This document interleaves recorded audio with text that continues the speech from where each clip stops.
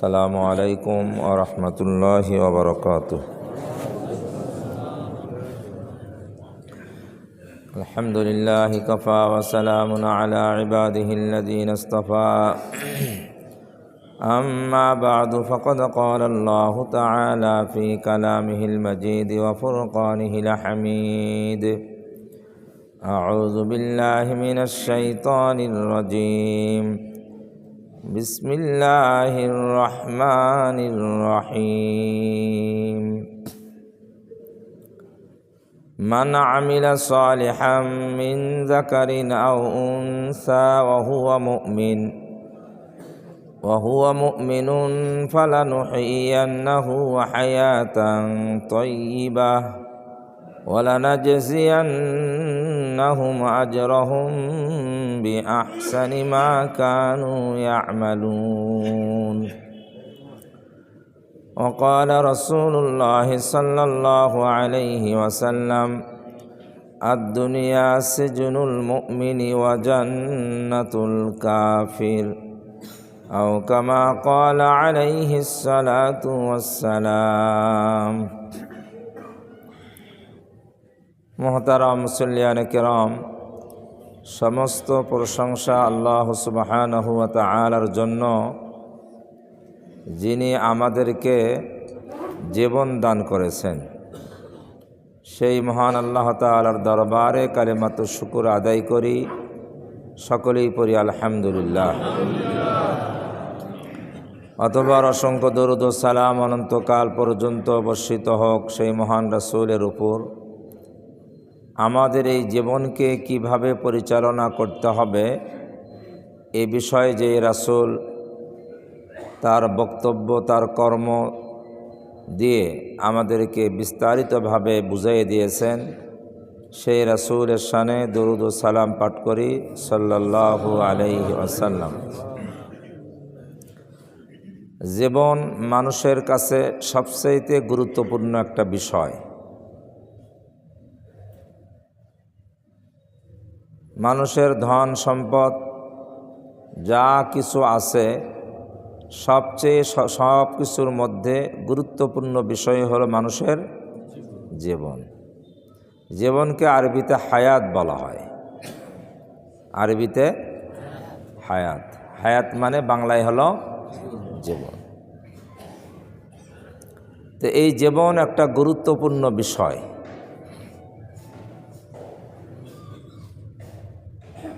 আমাদের এই জীবনটা স্থায়ী জীবন নয়, এই জীবনটা হলো ক্ষণস্থায়ী জীবন। স্থায়ী জীবন এটা কেবলমাত্র আল্লাহ সুবহানাহু ওয়া তাআলার জন্য। পবিত্র কোরআন শরীফে সূরা বাকারায় আমরা যে প্রসিদ্ধ আয়াতুল কুরসি, ওই আয়াতের শুরুতে আল্লাহ তাআলা বলেছেন: আল্লাহু লা ইলাহা ইল্লা হুয়াল হাইয়ুল কাইয়্যুম। এই হাইয়ুল কাইয়্যুম, হাইয়ুন শব্দের অর্থ হলো চিরঞ্জীব। আল্লাহ হলেন সেই সত্তা যিনি কি আল্লাহর জীবনটা স্থায়ী জীবন। আল্লাহর কোনো জন্মও নাই, মৃত্যুও নাই। আমাদের জন্মও আছে, মৃত্যু আছে। তাহলে আমাদের এই জীবনটা হলো ক্ষণস্থায়ী জীবন। এই দুনিয়ার জীবনের পরে আমাদের আরেকটা জীবন আসবে, ওই জীবনটা আবার স্থায়ী জীবন হবে। দুনিয়ার জীবনের পরে আরেকটা জীবন আসবে, ওই জীবনটা হবে স্থায়ী জীবন। হিন্দু ধর্মের মধ্যে আছে পুনর্জীবন, অনেকেই শুনে থাকবেন। কি জীবন? পুনর্জীবন। তাদের পুনর্জীবনের অর্থ হলো যে একটা মানুষ বারবার দুনিয়াতে কি হয়? ফিরে আসে, বারবার ফিরে আসে। বিভিন্ন আকৃতিতে, বিভিন্ন শুরুতে, বিভিন্নভাবে সে আবার দুনিয়ায় ফিরে আসে, পুনর্জীবন লাভ করে। কিন্তু এই দর্শন কোরআন সুন্নাহ বিরোধী। দুনিয়াতে যার মৃত্যু হয়ে যাবে সে আর দুনিয়াতে ফিরে আসতে পারবে না। শত আকাঙ্ক্ষা করলেও তাকে ফিরিয়ে দেওয়া হবে না। কোরআন শরীফে এই কথাটা বলা হয়েছে। আখেরাতে মানুষ যখন শাস্তি দেখতে পাবে, কোরআন শরীফে আছে রব্বানা আবসরনা ওয়া সামি'না, তারা বলবে হে আমাদের পালনকর্তা, রব্বানা আবসরনা, আমরা তো দেখলাম, সামি'না কি করলাম, শুনলাম, দেখলাম শুনলাম, আগে দুনিয়াতে যেগুলো শুনছিলাম দেখছিলাম এগুলো তো আমাদের বিশ্বাস হয় নাই, এখন আখেরাতে এসে সব স্বচক্ষে দেখলাম এবং শুনলাম, ফারজি'না, আমাদেরকে কি করেন, ফিরিয়ে দেন দুনিয়াতে, ফিরে ফারজি'না, আমাদেরকে ফিরিয়ে দেন, না'মাল সালিহা, আমরা সেখানে গিয়ে নেক কর্ম করব, ভালো কাজ করব। আমাদের বিশ্বাস হয়ে গেছে যে আখেরাতে এটা সত্য, কিন্তু কাউকে ফিরিয়ে দেওয়া হবে না।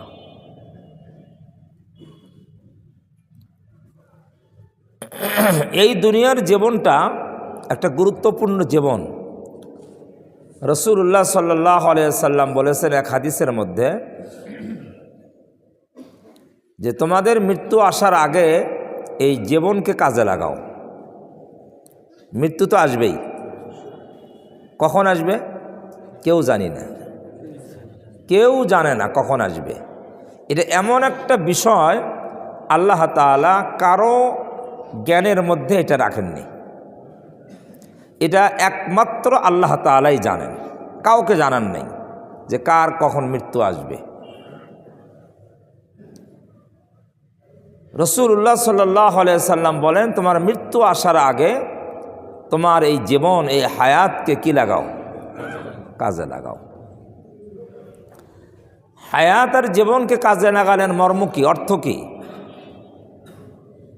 হায়াত আর জীবনকে কাজে লাগানোর মর্ম আর অর্থ হলো যে এই হায়াত আর জীবনে আল্লাহর বিধি মোতাবেক পরিচালিত করা জীবনকে, এই হায়াতকে, এটাই হলো কাজে লাগানোর কি অর্থ। তো মানুষের এই জীবন, এই হায়াত মূলত দুই ধরনের। কয় ধরনের? দুই ধরনের জীবন।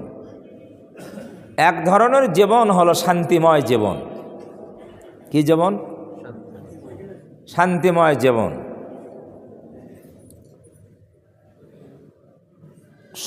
সংকট, যেই জীবনে কোনো সংকট নাই, যেই জীবনে কোনো টেনশন নাই, যেই জীবনে কোনো দুঃখ নাই, যেই জীবনে কোনো মুসিবত নাই, এমন জীবন হলো শান্তিময় জীবন। তাহলে টেনশন মুক্ত জীবন, দুঃখ মুক্ত জীবন, মুসিবত মুক্ত জীবন, বিপদ আপদ মুক্ত জীবন, অভাব মুক্ত জীবন, মামলা মোকদ্দমা মুক্ত জীবন, হয়রানি মুক্ত জীবন, রোগ মুক্ত জীবন, সুস্থ জীবন। এই জীবনটা আমরা সবাই চাই তো? এরকম জীবন আমি অনেকগুলো কথা ইতিমধ্যে বলে ফেলছি। সুস্থ জীবন আমরা সবাই চাই তো? সুস্থ জীবন। টেনশন মুক্ত জীবন চাই তো? সুস্থ জীবন, টেনশন মুক্ত জীবন, ভয় ভীতি শঙ্কা মুক্ত জীবন, নিরাপদ জীবন চাই। আমি তো মনে করি এটা এমন কোনো মানুষ নাই এটা চায় না, সবাই চায়। টেনশন মুক্ত, পেরেশানি মুক্ত, রোগ মুক্ত, অভাব মুক্ত, এইরকম জীবন আমরা চাই, সবাই চায়। সে যে ধরনেরই মানুষ হোক, সবাই এইরকম জীবন চায়। জীবনের মধ্যে রোগ ব্যাধি থাক, অভাব অনটন থাক, দুঃখ দুর্দশা থাক, মুসিবত আসুক, বিপদ আপদ দিয়ে ভরপুর হোক, এইরকম জীবন কেউ চায় না, কেউ চায় না।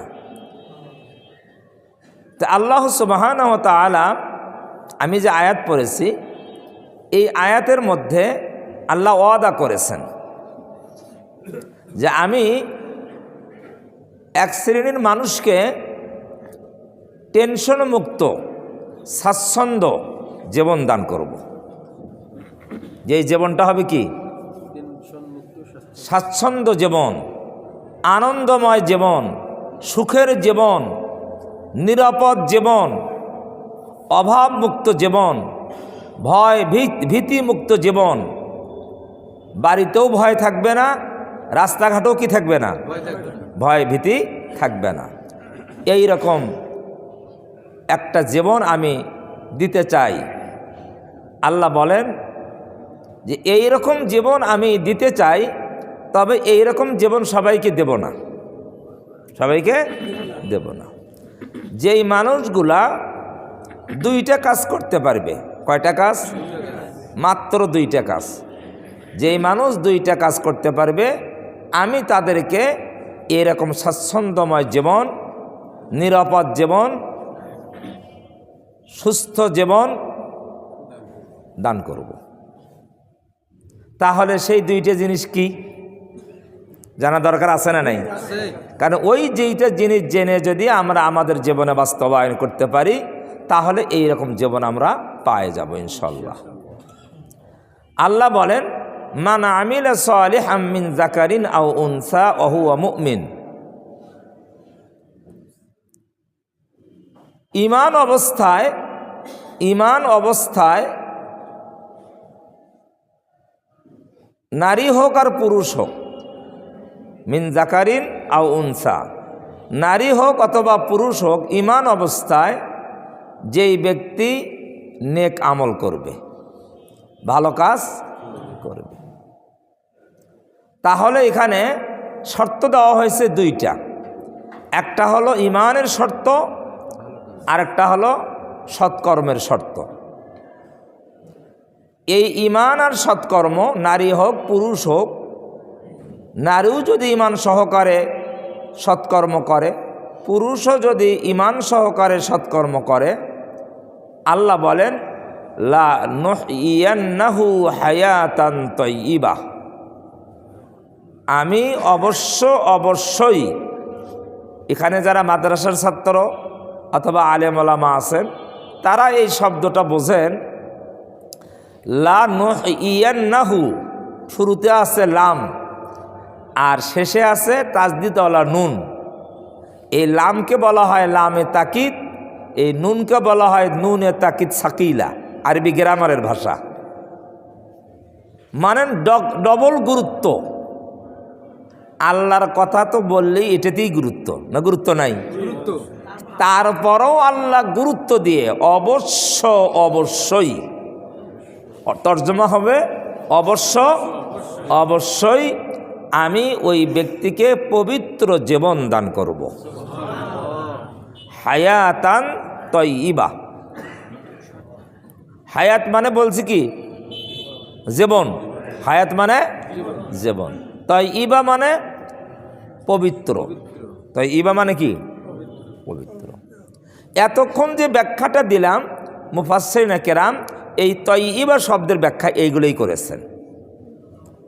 তাইয়্যিবা শাব্দিক অর্থ হলো পবিত্র, কিন্তু এখানে মর্ম হলো যে তাইয়্যিবা মানে স্বাচ্ছন্দ্য জীবন।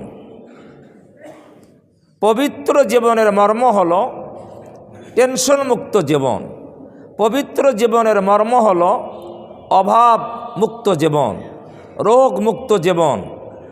যেই জীবনে কোনো রকমের পেরেশানি নাই, এমন একটা আরামদায়ক জীবন আল্লাহ তাআলা তাকে দান করবেন।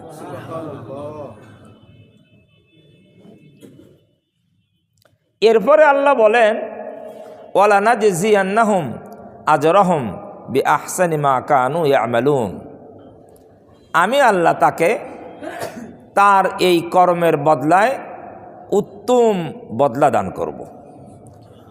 সে যে এই কর্ম করেছে, কয়টা কর্ম? দুইটা, ঈমান সৎকর্ম। এই ঈমান আর সৎকর্মের বিনিময়ে আমি তাকে উত্তম কি দেব? বিনিময় দান করব। তা আগে তো বললেন ঈমান সৎকর্মের পূর্তিদানে আমি হায়াতে তয়্যিবা দান করব, বলছে না? হায়াতে তয়্যিবা। আবার পরে বলতেছে এই ঈমান আর সৎকর্মের বদলায় উত্তম বিনিময় দান করব। তাহলে বিনিময় কয়টা হলো? দুইটা। একটা হলো পবিত্র জীবন আল্লাহ তাকে দান করবেন, আরেকটা হলো উত্তম বিনিময় দান করবেন। কর্মও দুইটা, বিনিময়ও কয়টা? দুইটা।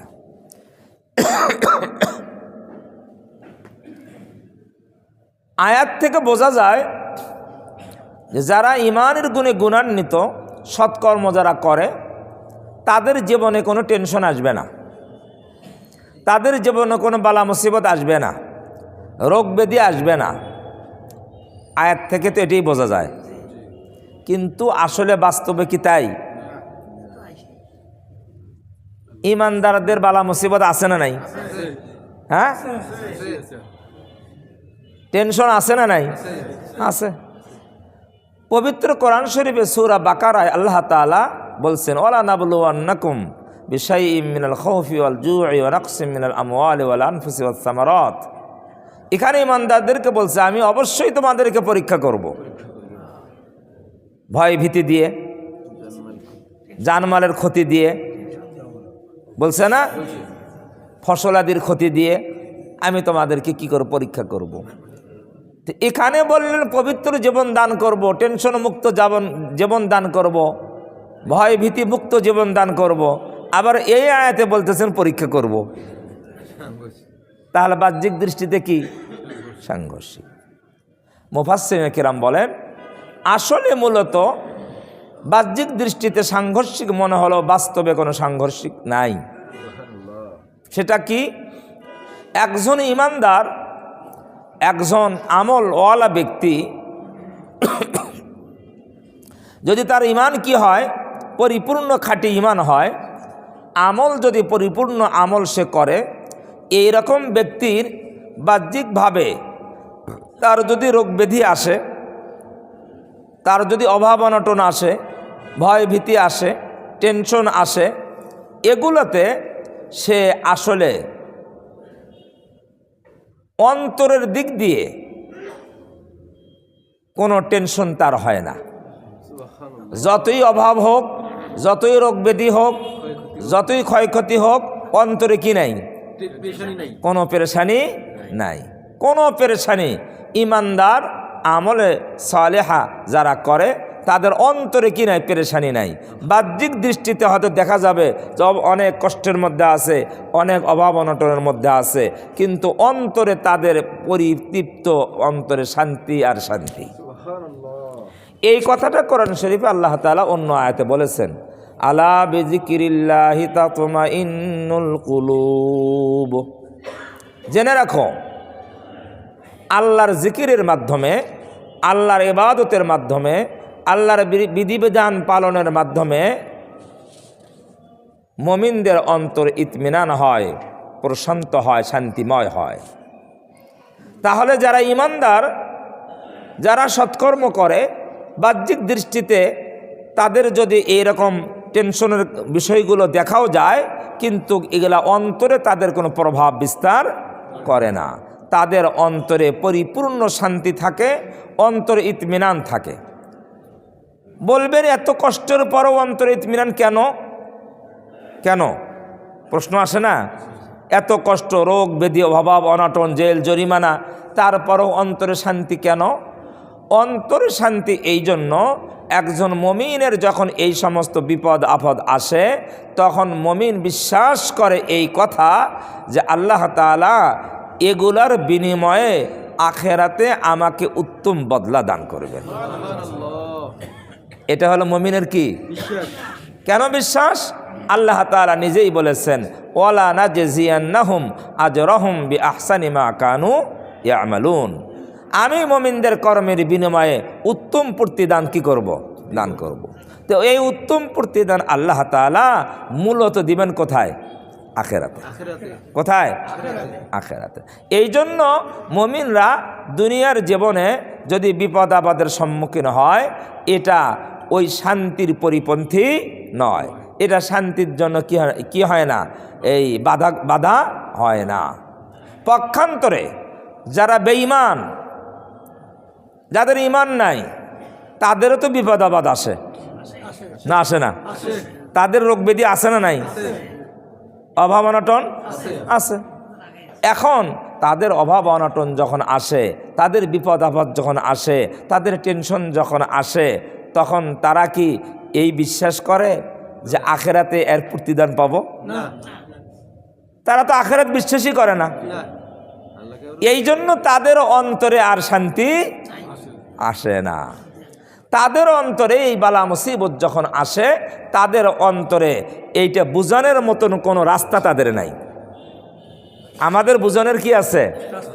পথ আছে, রাস্তা আছে, যে আমি ক্ষণস্থায়ী জীবনে যদিও একটু কষ্ট পাইতেছি, কিন্তু সামনে চিরস্থায়ী জীবন আসতেছে, এই জীবনটা এর বিনিময়ে আল্লাহ তাআলা আমাকে প্রতিদান দান করবেন। কিন্তু যারা বেঈমান, তাদের তো এই বুঝ দেওয়ার কোনো উপায় নাই। এখন বলবেন, বেঈমানদের মধ্যে যাদের রোগ ব্যাধি নাই, যাদের অভাব অনটন নাই, যাদের কোনো টেনশন নাই, এমন লোক তো আছে? নাই? আছে তো। সুস্থ, অভাব অনটন নাই, টেনশন নাই, মামলা মোকদ্দমা নাই, এইরকম বেঈমান লোকের মধ্যে আছে না নাই?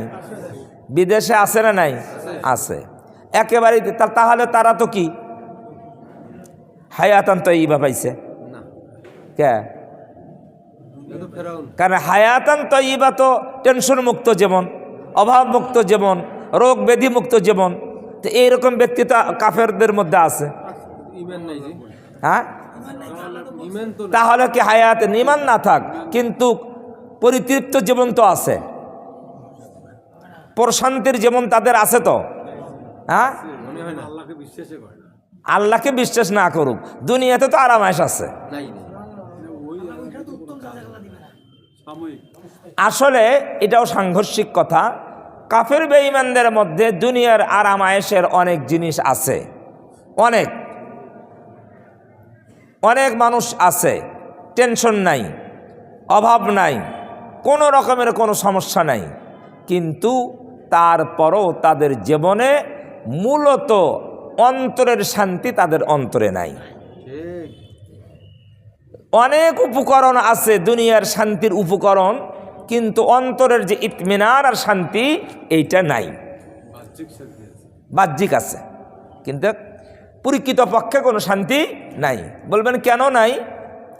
এটার মূল কারণ হলো যে এই ব্যক্তির অনেক সম্পদ আছে, এই ব্যক্তি সম্পদ বাড়ানোর চিন্তা করে না? করে না? হ্যাঁ, করে। আমার যেই পরিমাণ সম্পদ আছে, আমি যেন আরও বাড়াইতে পারি। তাহলে আরও বাড়াইতে পারি, এটা কিন্তু একটা কঠিন একটা পরিকল্পনা। আমাকে পরিকল্পনা করতে হবে, চিন্তা করতে হবে, ফিকির করতে হবে, আমাকে সময় দিতে হবে, এটা একটা বিষয়। 2 নম্বর, যার অধিক সম্পদ আছে, এই সম্পদ সংরক্ষণের আরেকটা চিন্তা করতে হবে। সম্পদের সংরক্ষণ করা লাগবে না? নাকি করে না? যাদের সম্পদ আছে তারা সংরক্ষণের চিন্তা করে না? করে না?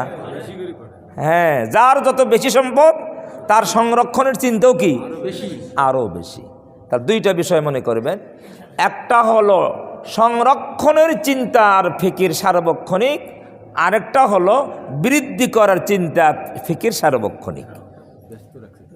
তাহলে এই সার্বক্ষণিক চিন্তা সংরক্ষণ করা এই সম্পদটা, আর সম্পদ বাড়ানো সার্বক্ষণিক চিন্তা আর ফিকির, এই চিন্তা আর ফিকিরে তার অন্তরের শান্তিকে উধাও করে দিয়েছে। কথা বুঝতে পারছেন না? পারেন? আমার কথা নয়, তাফসিরে এই কথাটা বলা হয়েছে। আর বাস্তবেও আপনারা দেখেন এটা বাস্তব কথা, এটা কি বাস্তব। তাদের এই টেনশন, সদা সর্বদা টেনশন। তো টেনশন যদি কারো ভেতরে থাকে তাহলে তার কি শান্তি আছে অন্তরে? অন্তরে শান্তি নেই। 2 নম্বরে আরেকটা বাস্তবতা বলি, বর্তমান বিশ্বে আমরা পশ্চিমা দেশগুলোকে কি মনে করি? উন্নত দেশ মনে করি, তাই না? উন্নত। আমাদের দেশেরও উচ্চশিক্ষায় শিক্ষিত অনেক ছাত্র ছাত্রীরা, অনেক মেধাবীরা লেখাপড়া করে বাংলাদেশে থাকতে চায় না। বাংলাদেশে থাকতে চায় না, তারা অনেক কারণ দর্শায়। কি কারণ? তন্মধ্যে একটা কারণ হলো বাংলাদেশের জীবনের নিরাপত্তা নেই, উচ্চশিক্ষায় শিক্ষিত লোকের মূল্যায়ন নাই। কি নাই? মূল্যায়ন নাই। চাকরিতে সততার মূল্যায়ন নাই, আছে? হ্যাঁ, এমন কোনো অফিস পাওয়া যাবে না যেই অফিসে দুর্নীতি নেই। হ্যাঁ, দুর্নীতি নাই।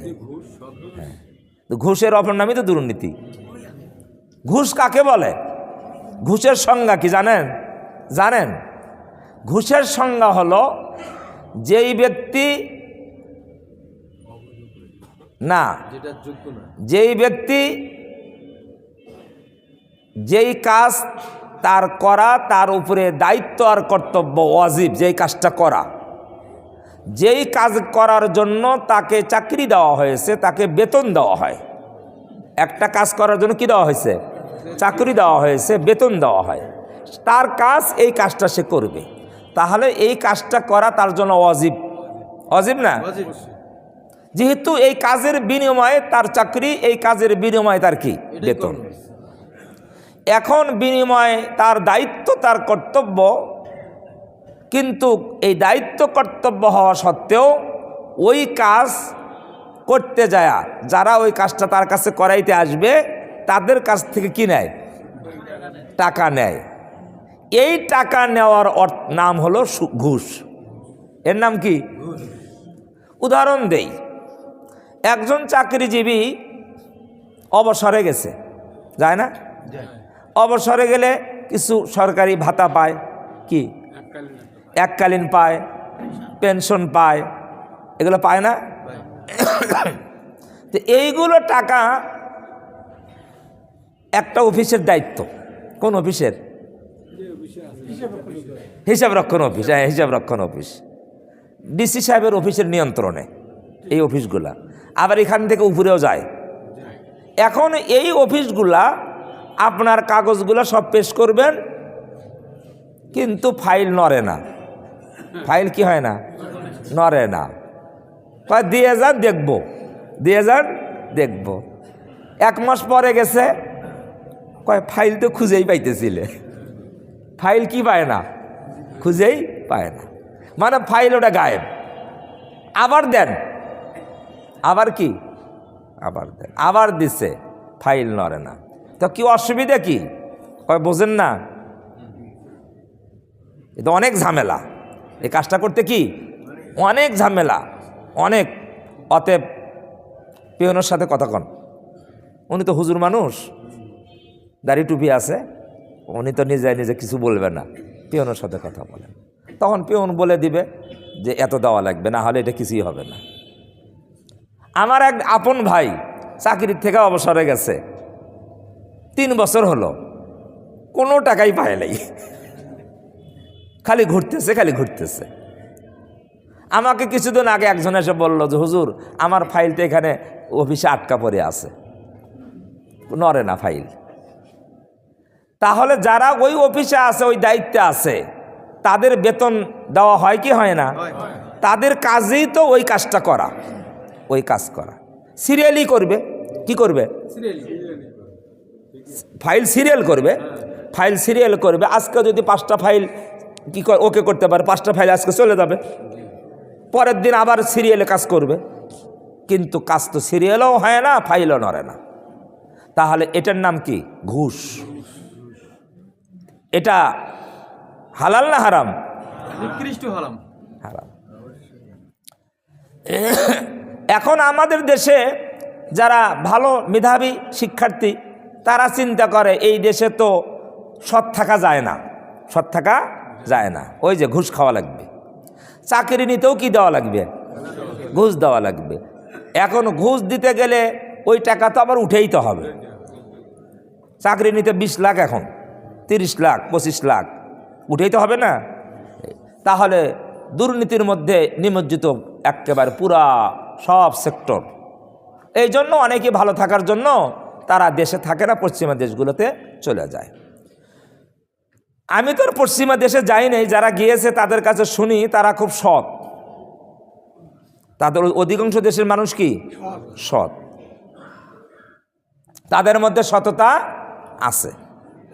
কিন্তু আমি তাদের কাছ থেকে শুনে বিভিন্ন মাধ্যমে যতটুকু জেনেছি, পশ্চিমা দেশে অভাব অনটন যার নাই, যার রোগ ব্যাধি নাই, যার কোনো টেনশন নাই, কিন্তু এই রকম মানুষও যারা আছে তাদের মধ্যেও আন্তরিক অন্তরে কোনো শান্তি নাই।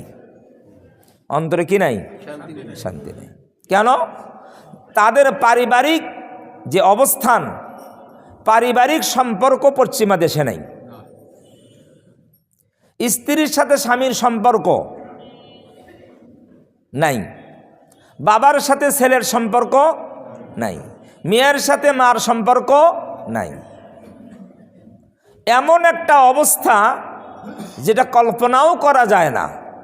কীরকম?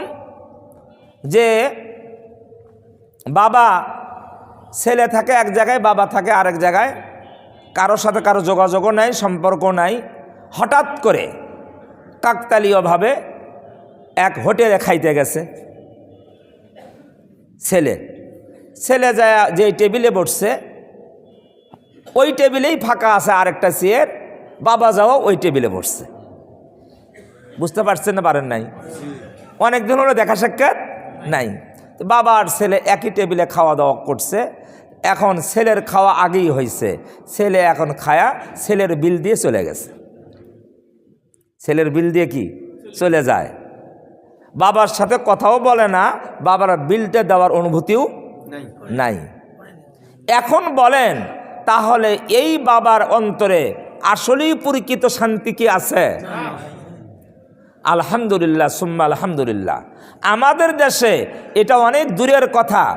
একটা হোটেলে একটা টেবিলে একটা বন্ধুর সাথে যদি দেখা হয়, প্রতিবেশী বা বন্ধুর সাথে যদি দেখা হয়, তাহলে এক বন্ধু আরেক বন্ধুর বিল দেওয়ার চেষ্টা করে না, করে না? এই বন্ধু তুই দেশ না, আমি বিলটা দিব। পিড়াপিড়ি লাগে বিল দেওয়ার। ম্যানেজারের কাছে যা কি লাগে, এই তুই দেশ না, আমি দেই। তাহলে আন্তরিকতা আছে না নাই? আর পাশ্চাত্য জগতে এই আন্তরিকতা নাই। তো এই আন্তরিকতা যেখানে নাই, তাহলে অন্তরের শান্তি কি আছে? অন্তরের শান্তি বলতে কিছু নাই, উধাও হয়ে গিয়েছে। আরেকটা উদাহরণ দেই। পাশ্চাত্য জগতের এমন অবস্থা কিছু কিছু পরিবারে, এটা আমাদের দেশেও চলে আসছে, এই আদর্শটা আমরা অনেকেই ফলো করতেছি। সেটা হলো ছেলে মেয়ে চাকরি করে, সবাই ব্যস্ত। এখন বাড়িতে বুড়া বাবা অথবা মা যে কোনো একজন আছে অথবা দুইজনই আছে, তারা নিজেরা কিছুই করতে পারে না, নিজেরা রান্নাবান্নাও করতে পারে না, কাপড় খাঁচতে পারে না, ওষুধ নিয়ে এসে খাবে এটাও পারে না। এই জন্য তাদেরকে বৃদ্ধাশ্রমে কি করা হয়? বিদেশে এটা খুব বেশি, বিদেশে খুব বেশি। এখন বাংলাদেশেও কি হয়েছে, আমাদের রংপুরেও আছে তো। বৃদ্ধাশ্রমে যাওয়ার জন্য কে কে রাজি আছেন? একটা হাত তুলে দেখান তো। নাই, কিন্তু বৃদ্ধাশ্রমে আছে তো, বাবা মা আছে। বিদেশের বাড়ির ঘটনা বলছি। বৃদ্ধাশ্রমে বাবা আছে, ছেলে খুব ব্যস্ত, অনেক টাকার মালিক, বাবা অসুস্থ, একেবারে কঠিন অসুস্থ, কিন্তু ওখান থেকে ফোন করছে, ছেলে বলে আমার এখন ব্যস্ত আছি, আমি যাইতে পারবো না।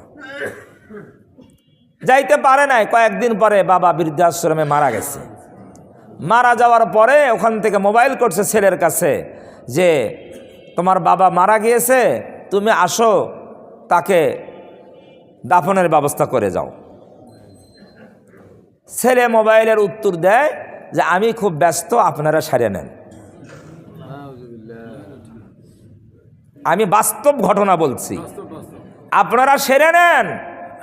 এইটা যদি বাবা আর ছেলের অবস্থা হয় তাহলে বলেন ওই মানুষটার অন্তরে কি শান্তি আছে? আল্লাহ তো এমনি বলেন নাই, আল্লাহ জেনে শুনেই বলছেন, মান আমিলা সালিহাম মিন যাকারিন আও উনসা ওয়া হুয়া মুমিন ফালানুহইয়ান্নাহু হায়াতান তাইয়্যিবা। আল্লাহ শর্ত লাগাইছেন যে আমি তো দুনিয়ার জীবনে শান্তি দিব, নিরাপত্তা দিব, তোমাকে দুইটা শর্ত পালন করলে, ঈমান আর আমলের শর্ত। ওই পাশ্চাত্য জগতে এই দুইটা শর্ত শূন্য, ঈমানের শর্তও নাই, আমলে সালেহার শর্তও নাই, যার কারণে অন্তরে শান্তি নাই। আল্লাহ তো জেনে শুনেই বলেছেন না? আল্লাহ জানেন না? আল্লাহ জেনে শুনে বলেছেন। এই জন্য আমরা যদি এই দুনিয়ার জীবনে শান্তি চাই, সাথে সাথে পারলৌকিক জীবনে, আখিরাতের জীবনে উত্তম প্রতিদান চাই, তাহলে এই দুইটা বৈশিষ্ট্য আমাদের অবশ্যই কি করতে হবে? অর্জন করতে হবে, নিজের জীবনে বাস্তবায়ন করতে হবে। ঈমানের গুণে গুণান্বিত হতে হবে এবং আমলে সালেহার গুণে গুণান্বিত হতে হবে। পক্ষান্তরে কোরআন শরীফে অন্য জায়গায় আল্লাহ বলেছেন, ওমান আ'রাদা আন যিকরি ফাইন্না লাহু মাঈশাতান দনকা। যে ব্যক্তি আমার জিকির থেকে, আমার স্মরণ থেকে, আমার ইবাদত বন্দেগী থেকে, ঈমান থেকে, আমল থেকে বিমুখ হয়ে যে জীবন যাপন করবে, ওই আয়াতে বলছে ঈমান আমলের কথা, ঈমান সহ নেক আমল করবে, তাদের পবিত্র জীবন দান করবে, সুখময় জীবন দান করবে। আর এই আয়াতে আল্লাহ বলছেন যারা ঈমান আমল ছাড়া জীবন যাপন করবে তাদের জীবনটা কেমন হবে? আল্লাহ বলেন ফাইন্না লাহু মাঈশাতান দনকা, তাদের জীবনটা হবে সংকীর্ণময় জীবন, তাদের জীবনটা হবে সংকীর্ণময় জীবন, তাদের জীবনটা হবে শান্তির বিপরীত জীবন, যেই জীবনে কোনো শান্তি নাই। আল্লাহ কোরআনে বলছে ফাইন্না লাহু মাঈশাতান দনকা, সংকীর্ণ জীবন। বলবে এত সম্পদ থাকতে সংকীর্ণ কেমন? হ্যাঁ, সব কিছু আছে কিন্তু অন্তরের শান্তি তাদের অন্তরে থাকবে না, অন্তরে কোনো শান্তি তারা থাকবে না। এই অন্তরটা শান্তিহীন হয়ে যাবে, অন্তরের মধ্যে কোনো শান্তি তারা পাবে না। আল্লাহর কোরআন বলছে। তাফসীরের কিতাবে আয়াতের ব্যাখ্যায় আরেকটা ব্যাখ্যা বলছে যে যারা দুনিয়াতে ঈমান আমল ছাড়া জীবনযাপন করবে, তা যাদের জীবনে ঈমানও থাকবে না, আমলও থাকবে না, তাদের কবরটা হবে সংকীর্ণ কবর। কবরটা কি হবে? সংকীর্ণ কবর। কেমন সংকীর্ণ? নবীজি সাল্লাল্লাহু আলাইহি সাল্লাম হাদিসে বর্ণনা করেছেন, এইভাবে দেখাইছেন। কি নবীজি বলেছেন, এক পাঁজরের হাড় আরেক পাঁজরের মধ্যে কি যাবে? ঢুকে যাবে। এমনভাবে মাটি চাপ দেওয়া হবে, যে এমন সংকীর্ণ করে দেওয়া হবে যে এক পাঁজরের হাড় আরেক পাঁজরের মধ্যে ঢুকে যাবে। এমন সংকীর্ণ জীবন, সংকীর্ণ কবর তাকে দেওয়া হবে যদি ঈমান আমল ছাড়া জীবনটা হয়। পক্ষান্তরে যারা ঈমান আমলের জীবন যারা করবে তাদের ব্যাপারে বলা হয়েছে হাদিসে, রাসূলুল্লাহ সাল্লাল্লাহু আলাইহি সাল্লাম বলেন, তারা যখন কবরে যাবে, কবরের প্রশ্নের সওয়ালের উত্তর যখন তারা দিবে, ফেরেশতাদেরকে আল্লাহ বলবেন তাদের চোখের দৃষ্টি যত দূর যায় তত দূর পর্যন্ত তাদের কবরকে প্রশস্ত করে দাও। আল্লাহ তাআলা বলবেন তারা তো দুনিয়াতে অনেক কষ্ট করেছে, অনেক কষ্টের জীবন যাপন করেছে, যদিও অন্তরে শান্তি ছিল কিন্তু বাহ্যিকভাবে কষ্ট ছিল, এই জন্য তাদের কবরে জান্নাতের বিছানা বিছাইয়ে দাও, জান্নাতের বিছানা বিছানা দাও। আসলে তো কবরে রেখে আসা হয়েছে মাটির উপরে। কিসের উপরে? এই ঠান্ডা মাটির উপরে, এই ঠান্ডাকালে মাটির উপরে কোনো বিছানা দেওয়া হয় না। আল্লাহ বলেন এরা তো আমার প্রিয় বান্দা, আমাকে না দেখে এরা তো ঈমান এনেছিল, আমলে সালেহা করেছিল, এদের জন্য আর মাটি থাকবে না, জান্নাতের বিছানা বিছাইয়া দাও। দুনিয়াতে তো উত্তম পোশাক এরা পাইতো না। উত্তম পোশাক, দুনিয়ার পোশাকের কি মূল্য আছে? হ্যাঁ, আমরা যত মূল্যবান পোশাকই পরি, এর কি মূল্য? আল্লাহ বলবেন দুনিয়ার পোশাকের তাদের তো কোনো মূল্য ছিল না, তোমরা জান্নাতের পোশাক তাদেরকে পরিধান করে দাও। জান্নাতের অমূল্য পোশাক, যে এই পোশাকের কোনো মূল্য দেওয়া যাবে না, এটা তাদেরকে পরায় দাও। দুনিয়াতে তারা কোনো সময় খেয়েছিল, কোনো সময় না খেয়েছিল। ও আমার বান্দারা, এরা তো পরীক্ষায় উত্তীর্ণ হয়েছে, ইমানের পরীক্ষায়, আমলের পরীক্ষায়। আমি তাদের জন্য ফেরেশতারা জান্নাতের যেই নাজ নিয়ামত, ফল ফ্রুট, এদের কবরে পরিপূর্ণ করে দাও। আর যারা ইমানের গুণে গুণান্বিত ছিল না, আমলে সালেহ যারা করে নাই, তাদের কবরটা হবে সম্পূর্ণ এই ইমানদারদের বিপরীত। সম্পূর্ণ কি হবে? এর উল্টা, এর উল্টা হবে, বিপরীত হবে। যেগুলো বলা হলো ইমানদারদের কথা, এর বিপরীত হবে তাদের কবরে। তাহলে আমাদের এই দুনিয়াতে যদি আমরা শান্তি চাই, কবরে যদি শান্তি চাই, আখেরাতে উত্তম বিনিময় যদি চাই, তাহলে আমাদের একটাই, দুইটা শর্ত।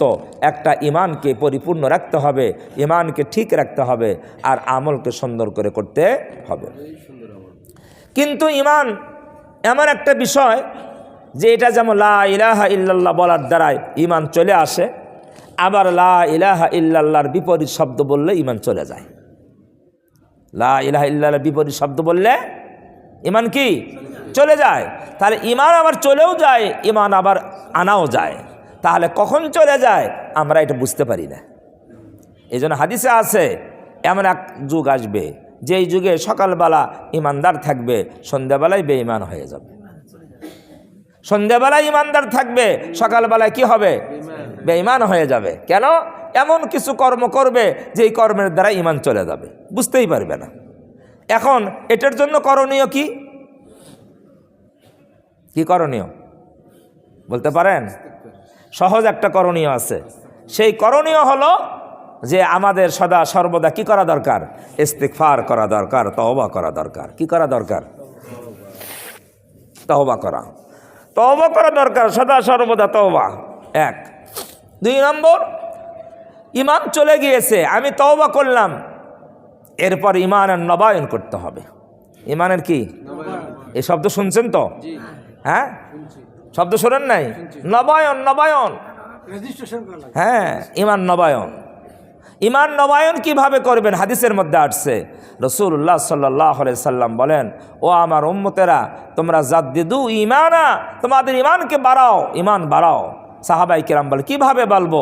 নবীজি বলেছেন, লা ইলাহা ইল্লাল্লাহ, এই কথা বেশি বেশি বলো। লা ইলাহা ইল্লাল্লাহ বেশি বেশি বলতে হবে, বেশি বেশি বলতে হবে লা ইলাহা ইল্লাল্লাহ। তার ইমানের কি হবে? নবায়ন হবে, ইমানের নবায়ন হবে। ইমান আবার নতুন করে আমি ইমানদার হব। ইমান চলে গিয়েছে, নতুন করে কি হইলাম? ইমানদার হইলাম। এমনটা নয় যে আমার ইমান চলে গিয়েছে, আমি ওই বিশ্বাস করে বসে আছি, আমি তো ইমানদারই আছি, এদিকে ইমান তো কিন্তু শেষ, ইমান নাই। এই জন্য ইমানকে নবায়ন করার জন্য বারবার ইমানের কালেমা পড়তে হবে, বারবার ইমানের কালেমা পড়তে হবে, লা ইলাহা ইল্লাল্লাহ। কোরআন শরীফে আল্লাহ বলেছেন, ইয়া আইয়ুহাল্লাযীনা আমানু যিকুরুল্লাহ যিকরান কাসীরা, ও ইমানদারেরা বেশি বেশি আল্লাহর জিকির করো, বলছে না? তো জিকির তো বহু ধরনের জিকির আছে। হাদিসে আল্লাহর নবী বলেন, আফজালুজ যিকরি লা ইলাহা ইল্লাল্লাহ, সর্বোৎকৃষ্ট জিকির কি? লা ইলাহা ইল্লাল্লাহ। কোরআনে বললেন বেশি বেশি জিকির করো, হাদিসে নবী বললেন উৎকৃষ্ট জিকির লা ইলাহা ইল্লাল্লাহ। তাহলে আমরা যদি লা ইলাহা ইল্লাল্লাহর জিকির করি, তাহলে উৎকৃষ্ট জিকির কেন? যে এই জিকিরের দ্বারাই ঈমান নবায়ন হয়। এই জিকিরের দ্বারা ঈমান কি হয়? নবায়ন হয়।